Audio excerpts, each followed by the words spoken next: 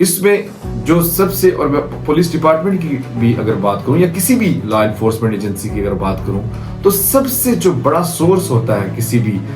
مشکوک سرگرمی کو پکڑنے کا، کسی بھی مجرم کو پکڑنے کا، کسی بھی معاشرے کے اندر اس ناسور کو ختم کرنے کے لیے جو اقدامات اٹھائے جاتے ہیں پولیس ڈپارٹمنٹ کی طرف سے یا کسی لا انفورسمنٹ ایجنسی کی جانب سے اٹھائے جاتے ہیں، وہ سب سے بڑا سورس ہوتا ہے وہ ہیومن انٹیلیجنس ہوتی ہے. اس کو ہم اپنی زبان میں مخبر بھی کہتے ہیں، اور وہ اس مخبری کے اوپر جو مختلف قسم کے ایکشنز لیے جاتے ہیں، اور ان ایکشنز کی بنا پر پھر اس جو برائی ہے اس کا خاتمہ کیا جاتا ہے. خود نظر یہ کیونکہ ایک بہت سینسٹیو ایشو ہے اور ہمارے مستقبل کا سوال ہے، ہمارے روشن مستقبل کا سوال ہے، ہمارے بچوں کی زندگیوں کا سوال ہے، تو اس میں تھوڑا سا ہمیں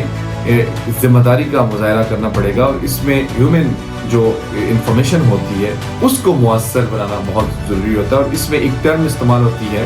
کمیونٹی پولیسنگ کی، کہ دنیا بھر میں جتنے بھی پولیس ڈپارٹمنٹ ہیں، لا انفورسمنٹ ایجنسیز ہیں، ان کا جو مؤثر اور کامیاب ترین جو طریقہ ہوتا ہے وہ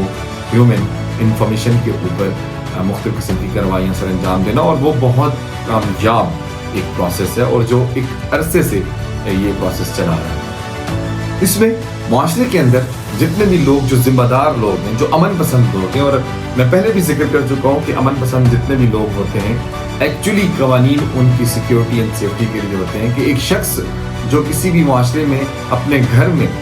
رہ رہا ہوتا ہے اور اپنی زندگی بسر کر رہا ہوتا ہے، اس کی کوشش یہی ہوتی ہے کہ وہ اپنے بچوں کے ساتھ، اپنی فیملی کے ساتھ، اپنے والدین کے ساتھ، اپنے بہن بھائیوں کے ساتھ بہت اچھی زندگی گزارے، کسی قسم کی کوئی بھی ڈسٹربنس نہ ہو، اور وہ ایک رائٹ ٹریک کے اوپر اپنی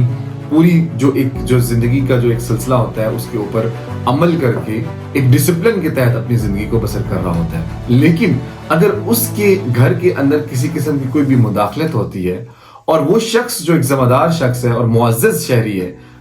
معزز شہری ہے اس معاشرے کا،